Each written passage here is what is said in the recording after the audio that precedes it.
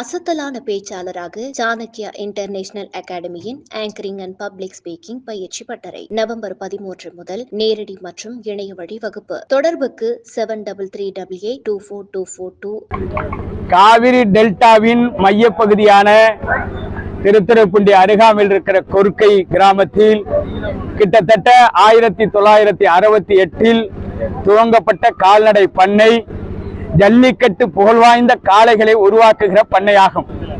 இந்த பண்ணையில் உருவாக்கக்கூடிய பசுக்களில் இருந்து கிடைக்கிற பால் மருத்துவ குணம் கொண்ட, மண்ணை வளப்படுத்த தன்மை கொண்ட சாணங்கள் கிடைக்கக்கூடியது. இந்த பசுவிலிருந்து வெளியேறக்கூடிய சிறுநீர் நோய் எதிர்ப்பு சக்தி கொண்டது. இவ்வளவு மகிமை கொண்ட இந்த கொருக்கை கால்நடை பண்ணையை சிப்காட் அமைப்பதற்கு இந்த திருவாரூர் மாவட்ட ஆட்சித்தலைவர் சாருஸ்ரீ அவர்கள் சட்ட விரோதமாக பரிந்துரை செய்திருக்கிறார். கால்நடையை பண்ணையை அழித்து அவர் சிப்காட் அமைப்பதற்கு பரிந்துரை செய்வதற்கு சட்டத்தில் இடமில்லை. இது கால்நடை வன்கொடுமை சட்டத்தின் கீழ் அவர் மீது வழக்கு தொடர முடியும்.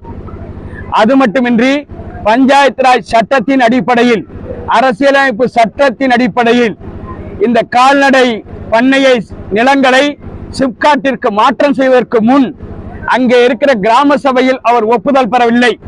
அங்கே இருக்கிற ஊராட்சி கூட்டத்தில் ஒப்புதல் பெறவில்லை. விவசாயிகள் கூட்டங்களில் அவர் கருத்து கேட்கவில்லை. சட்டவிரோதமாக கால்நடைக்கு விரோதமாக ஒட்டுமொத்தமாக விவசாயிகள் விரோத செயலாக இந்த இடத்தை கால்நடை பண்ணைக்கு திருவாரூர் மாவட்ட ஆட்சியர் பரிந்துரை செய்திருப்பதை வன்மையாக கண்டிப்பது என இங்கே தீர்மானம் நிறைவேற்றப்பட்டிருக்கிறது. இங்கே இந்த ஆர்ப்பாட்டத்தின் முடிவாக உடனடியாக முதலமைச்சர் விவசாயிகளின் தோழன் டெல்டா காரன் என்று பறைசாற்றிக் கொண்டு இந்த மண்ணிலிருந்து 2019 பாராளுமன்ற தேர்தலை இந்த மண்ணில் பேரழிவுக்கு எதிரான போராட்ட களமாக விளங்கிய திருக்காரவாசல் எங்கள் பந்தலில் இருந்து துவக்கினார். 2021 சட்டமன்ற தேர்தலில் வாக்கு சேகரிக்கிற பணியை அதே திருக்காரவாசல் எங்கள் பந்தலில் இருந்து பச்சை துண்டை போட்டு துவக்கினார். ஆனால் நாங்கள் கண்ணீர் விடுகிற நிலையில் எங்களுடைய வாழ்வாதாரத்தை அளிக்கக்கூடிய கொருக்கை கால்நடை பண்ணையை அழித்துவிட்டு சிப்காட் அமைப்பதற்கு உங்களுக்கு பரிந்துரை செய்த மாவட்ட ஆட்சியரின் பரிந்துரையை உடனடியாக ரத்து செய்ய வேண்டும். வடபாதிமங்கலத்தில் 1000 ஏக்கர் தரிசு நிலம் கிடக்கிறது. 40 ஆண்டுகளுக்கு மேலாக தரிசாக கிடக்கிறது. அதை 1-2 பண முதலைகள் அதிகாரமிக்கவர்கள் கையகப்படுத்தி சுயநலத்துக்காக அங்கே கையகப்படுத்துகிறார்கள்.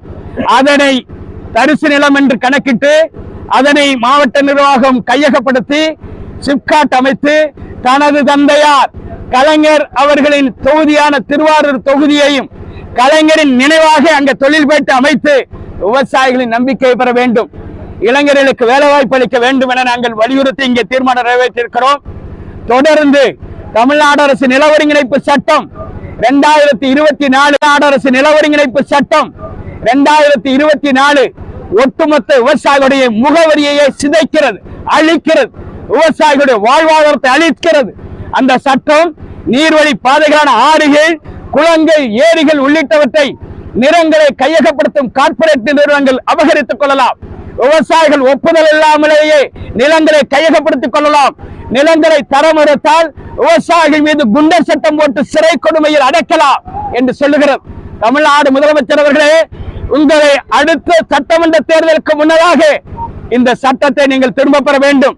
இந்த சட்டத்திற்கு உடனடியாக தடை விதிக்க வேண்டும். இந்த சட்டம் செயல்பாட்டில் இருக்கிறேனால் விவசாயிகள் வாழ்வாதாரம் ஒட்டுமொத்தமாக அழிந்து போகும் என இந்த தீர்மானமாகவும் இந்த போராட்டத்தின் வாயிலாக முதலமைச்சரை வலியுறுத்த கடமைப்பட்டிருக்கிறோம்.